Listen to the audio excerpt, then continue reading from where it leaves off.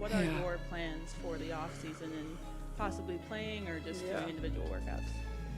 Yeah, I mean, probably take a little bit of a break here, just for maybe a week.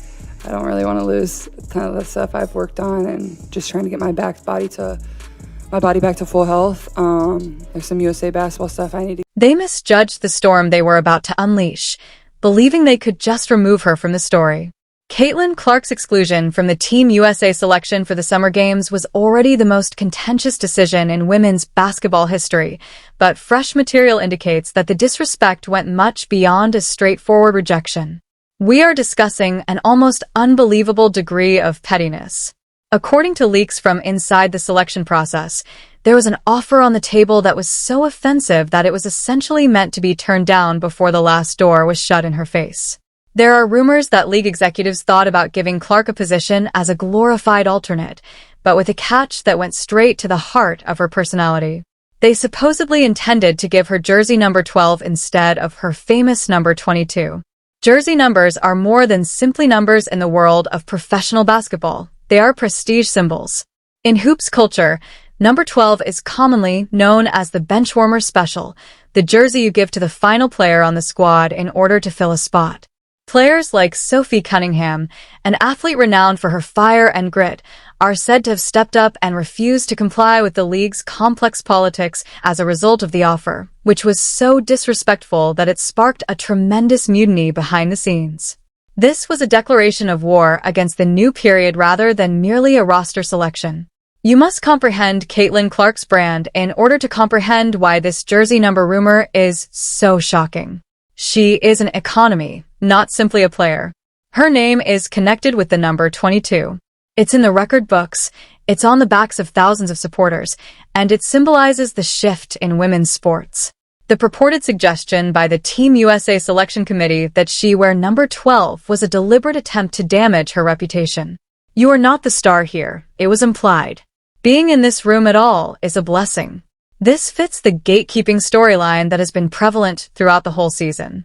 The old guard, the seasoned veterans, have been quite reluctant to give up control of the kingdom. Clark would have visually submitted to the hierarchy and accepted her position as a backup to players like Diana Taurasi and Breanna Stewart if she had taken a slot wearing number 12. It would have served as a visual depiction of the reality check that Taurasi had promised her before to the start of the season. However, the committee failed to anticipate that other players in the league, those who had risen from the bottom, would recognize this as bullying disguised as etiquette. The shockwaves of this choice were rapid, but the introduction of Sophie Cunningham into this tale changes everything. Cunningham is a Phoenix Mercury star, a player who has never backed down from a battle. It has frequently been viewed by rival supporters as the antagonist. She is outspoken, tough, and well-versed in the game.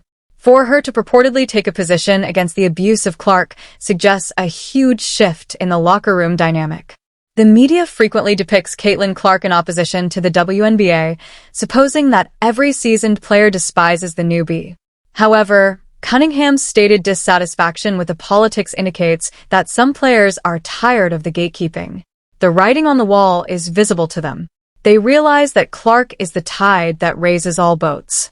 The powers that be are endangering the development of the whole sport by treating the league's most valuable asset with such flagrant disdain, giving her a scrub number and a different place. The league has lost the locker room if the rumors are accurate and players are discreetly objecting or declining to participate in the national team's promotional tales as a result. However, we must examine the time frame of the snub in order to fully appreciate the seriousness of this insult. The committee's justifications were, at best, tenuous when the lineup was revealed. They spoke about experience, seniority, and defensive synergy. They asserted that they required players who had experienced the rigors of global competition. However, such justifications fall apart when you examine the numbers and Clark's offensive output. It was a personal choice. It has to do with politics. The smoking gun that demonstrates this is the jersey number 12 rumor. It implies that they wanted to include her, but only after they had humbled her. Without her sparkle, they want her productivity.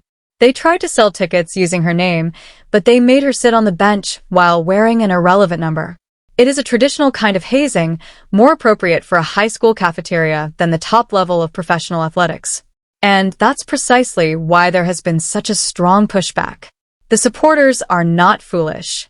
They are able to distinguish between an ego decision and a basketball decision. This irony is so thick that it could be sliced with a knife. WNBA players have battled for respect for years. They have battled for increased compensation, media attention, and chartered planes. They have pleaded with everyone to take notice. Finally, a player who has the attention of everyone on the planet shows up. Arenas are sold out by her. She sets new records for viewership. The league has never seen her move products at such a high rate. What is the establishment's function? They attempt to bury her. They attempt to conceal her near the end of the bench and put her in jersey number 12. Sports economics and marketing professionals are furious about this degree of self-sabotage. The league and the networks are said to have lost millions of dollars in potential income as a result of Clark's absence from the Olympics. And for what purpose? To preserve the sentiments of certain veterans who fear losing their place in the spotlight? Sophie Cunningham's participation in the opposition to this choice shows that not everyone is prepared to wreck the ship in order to exact revenge on the captain. Let's examine the old guard mindset that stoked this fire in more detail. The face of this opposition has been Diana Taurasi, a great in the game. Many saw her remarks that reality is coming as a warning that the veterans would not make things easy for the rookie, and they haven't. The welcome wagon has been non-existent, from harsh fouls to criticism from the media. The Olympic roster was meant to be the pinnacle of meritocracy, a gathering place for the nation's finest. However, the committee transformed Team USA into a country club by putting seniority ahead of current effect. Instead of upheaval, they opted for comfort. They were aware that the media circus would ensue if Clark joined the squad. She would be the focus of every practice, game, and press conference. It was obvious that the veterans, who had led the league in relative obscurity for 10 years, didn't want to share that platform. The jersey number insult was likely a test. Will she submit? We offer her leftovers. Will she accept them? They completely released her when she responded with silence. However, quiet is a potent weapon, and Caitlin Clark has made excellent use of it. Clark has said very little as the internet erupts in fury on her behalf. Commentators argue over the roster's fairness, and there are rumors that Sophie Cunningham won't play along. She hasn't voiced any complaints. She hasn't lost her temper. She's just returned to her job. Whether she is a rookie or not, she is shattering assist records, recording triple-doubles, and demonstrating every night that she is among the world's top players. Her detractors are enraged by her silence. They want her to lose it.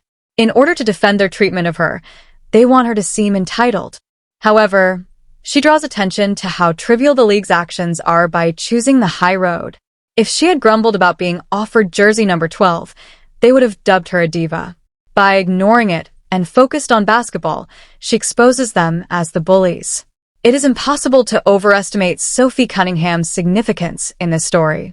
Although we sometimes see sports through the prism of individual conflicts, partnerships are frequently the true narrative.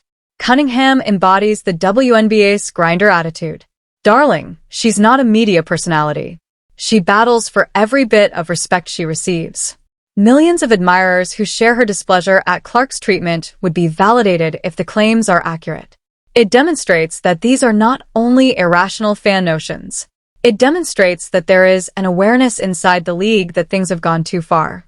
Her failure to participate in the story may indicate a spiritual boycott of the hazing culture rather than a real refusal to attend games. It is an unwillingness to participate in the methodical dismantling of a generational talent. It conveys to the league administration that we are keeping an eye on things and are not pleased with what we observe. We also need to discuss the selection committee itself. Who are these individuals, and why do they feel so at ease making choices that appear to deliberately impede the development of the sport? The group is made up of former players, coaches, and administrators, persons firmly immersed in the WNBA's past. The gatekeepers are them. For them, being on the national team is a prize for years of service and a gold watch for a successful career. They don't see it as a marketing tool or an exhibition of the top talent available today. The gap between the finest This train catastrophe was brought on by commercial realities and basketball purists. They believed that if they excluded Clark from the squad, everyone would simply nod and say, "Okay, she needs to wait her turn." They misinterpreted the room entirely. They were unaware that Caitlin Clark is the WNBA to the younger generation of fans. It's like throwing a concert and ordering the main act to wait in the parking lot when she leaves her house. And what about the jersey number itself? Why is number 12 so painful? Numbers are identity in the psychology of sports. Wayne Gretzky is 99, Michael Jordan is 23, and Caitlin Clark is 22. It would be an attempt to deprive her of her identity to give her any other number.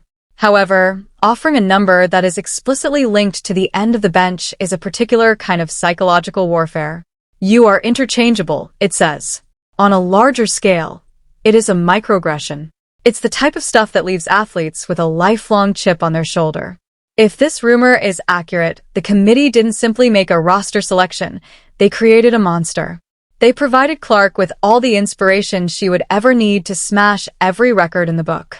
You can guarantee that she will be setting the conditions, not them, when she does make the Olympic squad in 4 years. For USA Basketball, the consequence has been a PR disaster. At every opportunity, they have had to answer inquiries regarding Clark. The ghost of the person who wasn't present has taken the limelight from the players who did make the squad, who are amazing athletes in their own right. The internet erupted with remarks like, "Caitlin would have made that pass," or "Clark would have hit that shot," whenever the squad faltered or appeared lethargic. The entire tournament was shadowed by the snub. They generated a tenfold greater distraction by attempting to evade Caitlin Clark's distraction. Despite their desire to concentrate on the team, they spent the whole discussion talking about the one non-team member. It was an enormous strategic failure. Then there are the rumors of internal strife. The WNBA sorority may be disintegrating if players like Sophie Cunningham are really resisting the status quo. The league was a close-knit community, us against the world, for a very long period. But now that money is coming in and attention is surging, fissures are starting to appear. The haves and the have-nots exist. Both players who profit from the Clark boom and those who dislike it exist. The Jersey NOBR 12 incident is probably only the beginning. It is a sign of jealousy, a far more serious illness. Seeing someone gain what you've worked 10 years for in 10 minutes is difficult. It's just human nature. However, the league's role is to control those egos, not to feed them. The league didn't succeed. They allowed the prisoners to run the facility, which had disastrous effects on public relations. Let's take a moment to think about the viewpoint of the fans. Her critics refer to them as the Caitlin cult, yet they are fervently devoted fans. It was like adding petrol to a fire when the Jersey insult spilt. Fans started to demand responsibility on social media, cancel subscriptions, and return products. Despite Clark's supremacy, they view her as an underdog and feel protective of her. They witness a young lady being persecuted by a jealous establishment, and they are rising to her defense. The Sophie Cunningham aspect is fascinating because of this. It provides the fans with an internal ally. It informs them, you aren't insane. Even the players realize that this is flawed. It gives the rage legitimacy. It tells a story about the people. Caitlin versus the Establishment by Sophie Cunningham is a compelling tale. However, we must ask, was there ever a good basketball rationale for the rejection? The committee cited Clark's poor defensive experience and high turnover rate. Indeed, there are legitimate criticisms for a novice. However, do they have enough merit to exclude the world's most electric scorer? Are they valid enough to disregard the palpable chemistry she generates with her passing? The majority of analysts disagree. Some of the players on that squad were less influential and played less minutes than Clark would have. The personal motivations seem to be concealed by the basketball justifications. If accurate, the jersey number 12 offer indicates that they thought she had enough skill to be a member of the squad. Simply put, they didn't want her brand on the squad. Instead of making her the star of the show, they wanted her as a backup and a silent participant. And they sliced her when it became evident that she was too large to be little. This will have intriguing long-term effects. What impact will this have on the upcoming generation of players? Will they reconsider joining the WNBA after witnessing how Clark was treated? Will they understand that you have to play politics even if you're the best? Or will a revolution be sparked by this? Will other athletes like Sophie Cunningham speak up and refuse to let the veterans quiet them? One might argue that we are seeing the agonizing birth of the new WNBA and the demise of the old one. The power of the new period is too great for the gatekeepers who are clinging to the gates with white knuckles. Whether they like it or not, Caitlin Clark is on her way. The most confusing portion of the challenge is the financial component. The WNBA operates as a company. Making money is its main objective. Caitlin Clark is a machine that prints money. The league is effectively burning money by alienating her and treating her disrespectfully with a jersey swap offer. The Olympic Games are a showcase for the world. It was an opportunity to showcase women's basketball's future to the world. Rather, they presented the past to the world. They displayed a squad that was identical to the squad from 4 years prior. They lost a fantastic chance to turn casual Olympic watchers into ardent WNBA supporters. You put your greatest goods in the window, according to Marketing 101. Because they didn't like the packaging, Team USA chose to retain their greatest product in the warehouse. The pressure this places on the players who did accept the jersey numbers should therefore not be overlooked.